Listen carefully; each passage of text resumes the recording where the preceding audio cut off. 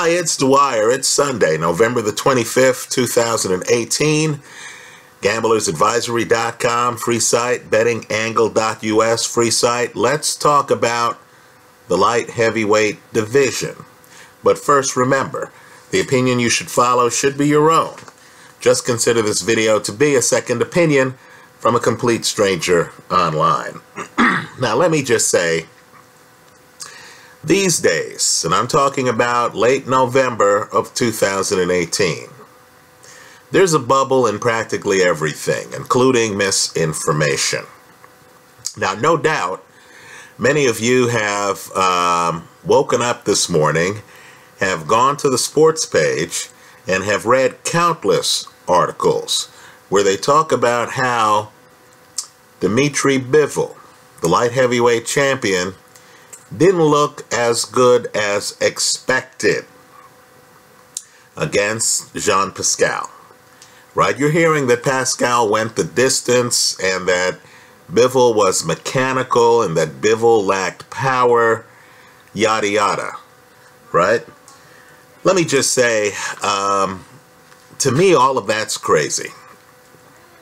I believe a lot of things clarified themselves last night. Right? One of them is the fact that we're really at the start of something big. Bivol, simply put, gave one of this year's best performances. Folks, it's not a haphazard performance, it's a dominant performance. Let me just say, the fight against Pascal is over early. Right? I mean, you saw the first 3 rounds, you saw the entire fight. In other words, it took very little time to establish that Pascal couldn't close the distance on Bivol. Right? He just couldn't. Bivol's legs were just too good. Pascal didn't have the legs, didn't have the timing. It also took a very short period of time to figure out that Bivol moved extremely well. In other words, Bivol likes to be on his front foot doling out punishment. No question about that. But when you jump forward on him, Bivol is able to move backwards with you. In other words, this is a guy who can reset in a nanosecond. Right? He's doing his style. He's a combination puncher. He wants to come in. He wants to overwhelm you. But when you lean forward and try to jump in, this is the guy who's quick on his feet. Right? He's not surprised with you collapsing the pocket. No, he maintains the distance. The guy moves with you. If you have your head low and you're throwing looping shots, trying to catch him, right, trying to sucker him in, have him looking at your face while you're throwing a looping shot, you'll notice that Bivol has a hand up. Combination puncher who thinks about defense. By the start of the 3rd round, you knew this fight was a mismatch. Folks, it's a mismatch. Now, I believe, had this fight had more suspense, had you been guessing on whether the fight's a mismatch into the 7th, 8th, or 9th rounds, people would be much more hot and heavy about Bivol this morning. But the fact that Bivol, in effect, closes the show early. In other words, the plane takes off the runway, you're there, you realize, oh gee, something's got to change drastically for this fight to even be competitive. This younger guy is just too much for Pascal. This younger guy is going to win a decision if this goes the distance. You knew that going into the 3rd round, folks. Right? The fight's that over. I believe the press is penalizing Bivol for the dominance. In other words, people see someone start that cleanly, leave the airport that fluidly, and then they start expecting a knockout. Even though he's fighting a guy who, let's face it, is the definition of a cagey vet. Right? He's a guy who's hard to stop. Right? Jean Pascal is a guy with survival skills. When he was stopped by Kovalev, I'm sure many of us thought, wow, Pascal got stopped in a fight? Right? Pascal's a guy who, for crying out loud, went the distance with Carl Froch. Right? Pascal is a guy who's been in years of big fights. Right? Years of big fights. Let me also say, too, that there is a knockdown in the fight. I know you're not reading about it in your articles and stuff like that, but understand there's a moment in, I believe it's around the 5th round, where Bivol comes in with a great right hook. Now Pascal, again, cagey veteran, has his equilibrium clearly shaken up. So what does Pascal do? He throws a left hook and has the left hook take him to the canvas. I'm telling you that Pascal was headed to the canvas.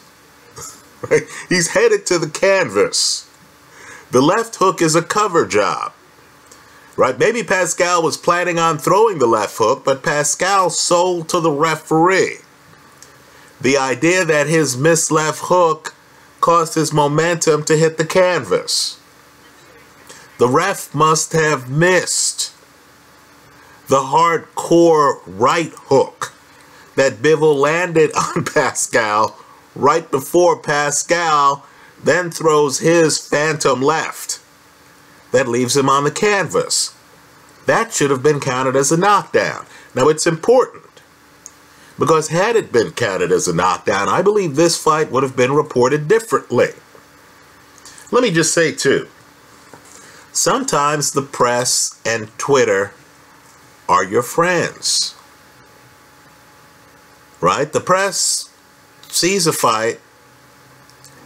Maybe the press is expecting, maybe Twitter is expecting an execution of a cagey vet. Right? You look on paper, you see that Pascal is well into his 30s. He's like 36. He's fighting an unbeaten 27-year-old young lion. And you feel you're at the Roman Colosseum. Right? You're expecting to see the lion devour the old gladiator. And this gladiator's hanging around, even though the gladiator is losing round after round. So then a narrative is born. Bivol didn't do as well as expected. This is with Bivol doing so well, you know the fight is over just minutes into the fight. Let me say too, Pascal has a moment.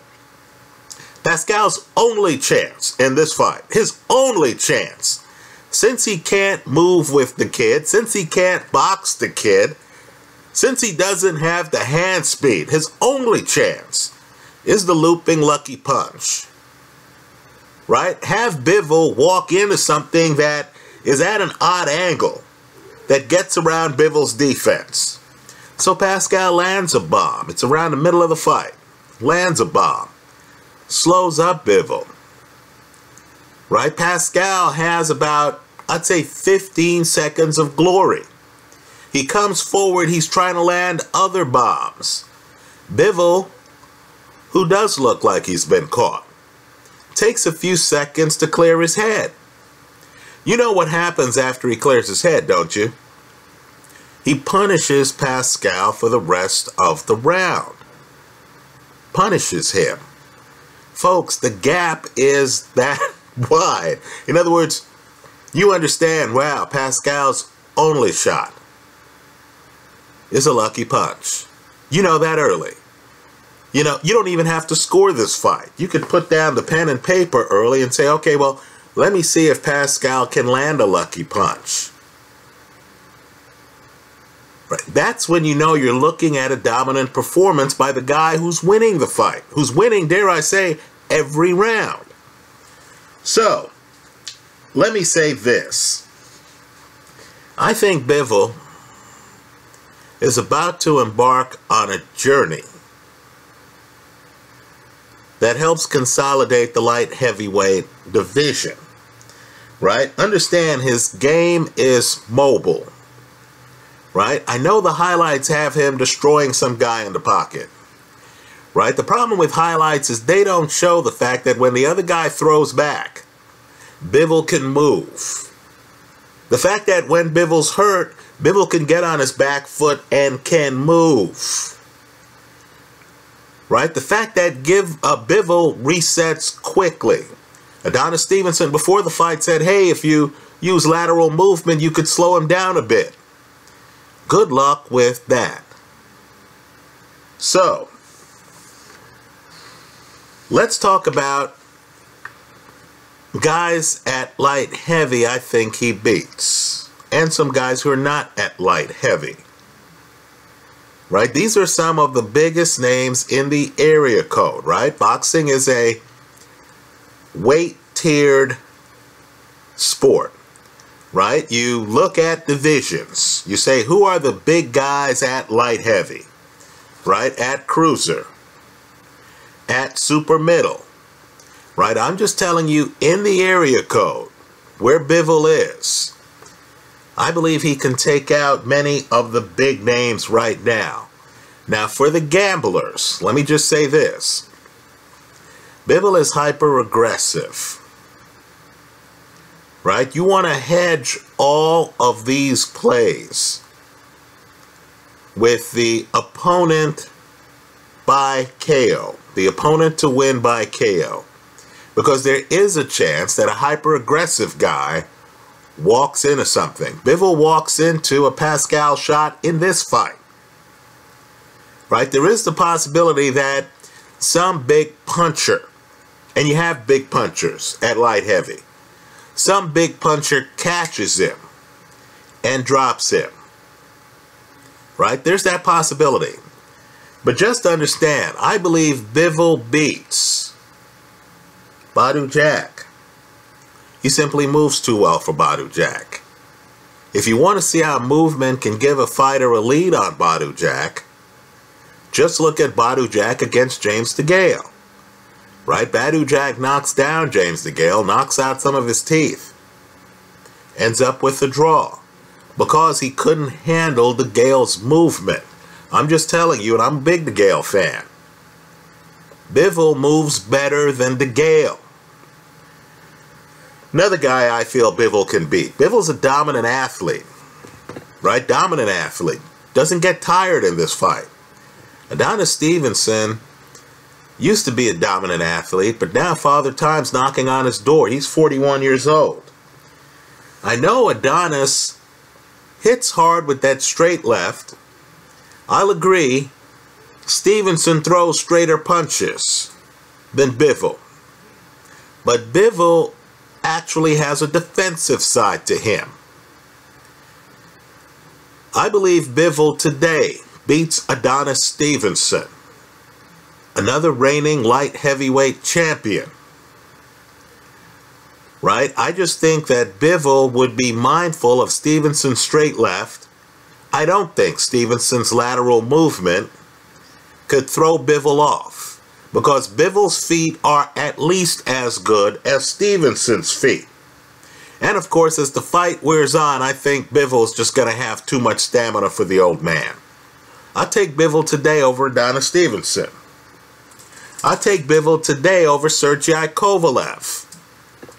Right? The secret to Kovalev is he has a jab that hits like a brick. He has one of the best jabs in the sport of boxing.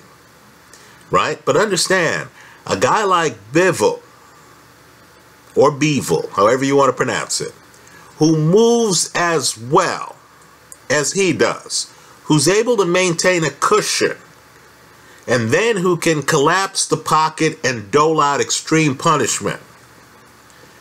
This kind of guy with legs like this and a quick reset time, in other words, whatever's happening, Bivol's able to change his game on a dime. He's coming forward, he's deep in the pocket, You lunge at him, he can quickly back up. You throw a punch at him, he can catch it.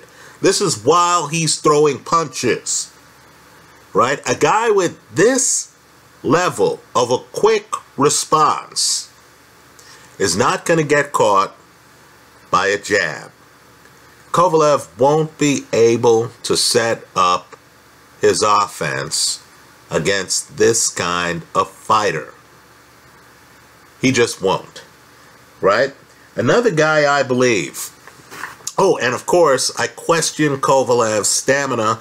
I believe Andre Ward exposed Kovalev as being a guy who, if you hit him in the rib cage a little bit, he's finished. Against Erislandy Álvarez, right? Let's just say when Kovalev was done, he was done in that fight, right? I would question Kovalev's resiliency at this point of his career. Now let's talk about guys who are going to be at light heavyweight sooner or later because they're too big for where they are. There's no way you can be as tall as Gilberto Ramírez, unbeaten super middleweight champion, 168,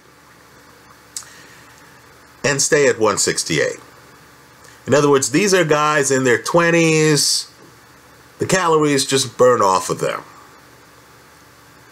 right? They're able to make weight because they're rail thin,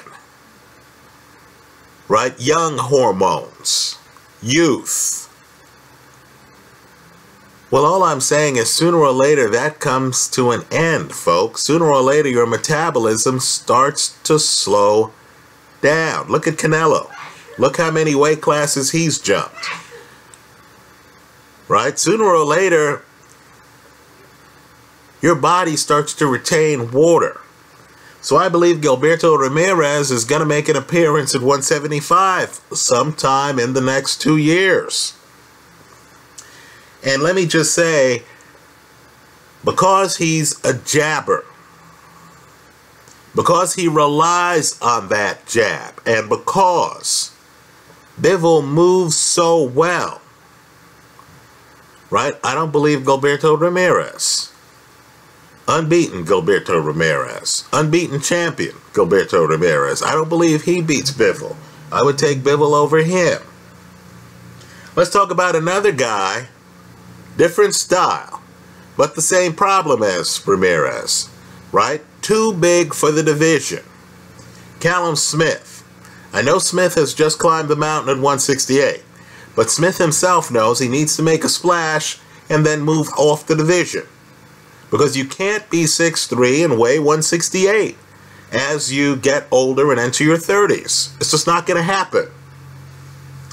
I believe Callum Smith, who's different than Ramírez, Smith is not a jabber, doesn't key off or rely on his jab as much as Gilberto Ramírez. I believe Callum Smith, a hooker, who wants to collapse the pocket, who wants to trade with you, is going to find a willing dance partner with Bivol. The problem is Bivol is just too fast. Just too fast. Bivol also, with his lateral movement, Bivol has a lot of it, would throw Smith off, right? Bivol just fights faster than Callum Smith. Callum Smith wants to get close to you and then uncork short hooks, right? The problem is you just saw Pascal unable to get close to Bivol. Right? Simply unable. And I get the feeling Callum Smith would be spending the time trying to close the pocket on Bivol and would be getting hit with Bivol's offensive onslaught. Understand, the reason Pascal survives yesterday's fight was he's in survival mode from early on. Right? He knows he's fighting a tornado. He treats it as such, right? Let me just let this thing pass me. let me just try to get in the eye of the tornado so I don't get blown to pieces, right? He understands. This is a natural emergency situation. right? I don't believe Callum Smith would have any more success getting inside on Bivol, as did Pascal yesterday. Let's talk about another guy I believe he beats. And I believe, well, I personally consider this guy to be unbeaten. And that's former middleweight champion Gennady Golovkin. Right now, Golovkin has ring coverage. Golovkin hits hard. I know many people are going to say Golovkin's too small. I'm telling you, Golovkin's going to walk through some of these guys at 168 shortly. Right? Golovkin hits like a truck. The problem is Bivol's lateral movement. In other words, the way Adonis Stevenson talked about the path to beating Bivol is the very path that Bivol could take to beat Golovkin. Because Bivol has ring coverage, he's two-handed. In my opinion, it's too much volume for Golovkin. I don't believe Golovkin would be able to deal with the pace of the fight, nor do I believe he'd be able to catch Bivol, because Bivol would be more mobile than most of the guys Golovkin faced. Right? Let me just say, too, that Danny Jacobs goes southpaw, starts moving on Golovkin, gives Golovkin trouble. I'm just telling you, Bivol's a guy who can move at least as well as Danny Jacobs. And Bivol's two-handed. I believe Golovkin would have even more trouble with Bivol. Right? Let me say, too, Canelo. Canelo's now at 168. Take a look at Canelo on those DAZN videos, right? The advertisements. You're going to notice Canelo is ripped. There's no fat on him. Right? I'm guessing Canelo at 168 is going to look ripped. Right? I think one of the secrets to Canelo is the fact that he's much heavier between fights than he is on the day of the weigh-in. Now, I believe this guy had a problem making 160. Keep in mind, he fights Julio Cesar Chavez Jr. at a catch weight well above 160. It was like 164. This is before that last Golovkin fight. This is before both Golovkin fights. Right? If Canelo ventures to 175, and this guy is a mountain climber, right? He's a daredevil. I believe Canelo's the guy who, just like Miguel Cotto, needs to climb mountains simply because they're there. Right? Canelo is one of the guys in boxing who dares to be great. He's going to challenge himself. Right? According to boxing folklore, Oscar De La Hoya, his promoter, said, look, don't fight Erislandy Lara. You knew who Canelo had to fight next. It was Erislandy Lara. Right? Canelo goes to middleweight. He decides he needs to take on Golovkin, a guy who had not lost. Right? If Canelo steps up to 175, I just think Canelo's going to find himself in the ring with a better athlete. Guy who moves better than him, who has better spacing than him. Canelo could try to fight like he did the first Golovkin fight. Fighting this kind of combination puncher on your back foot doesn't work. He'll follow you much more quickly than Golovkin would. Right? If you try to come in the pocket on him, understand this guy operates from mid to long range. Right? I don't think Canelo's going to be close enough to him to bother him. Now let's talk about a guy who would. It's the guy who destroyed Sergey Kovalev. It's, forgive my pronunciation, Erislandy Álvarez. Right? He is a guy who's also a great athlete. Right? He can match Bivol in terms of athleticism. That's a good fight. But he's older than Bivol. And I don't believe he has Bivol's volume. Let's just say that Álvarez against Bivol, skill-wise, is one of the best possible fights they could give us at 175 pounds, right? I just believe that Bivol beats practically everyone else. I was really impressed with his performance against Pascal. Now, I know that's not the way the press sees it. That might not be the way many of you see it. So what I want you to do in the comment section of this video is to leave your thoughts. I was on Twitter last night, listening, not posting, and I noticed many people on Twitter after what I thought was a dominant performance.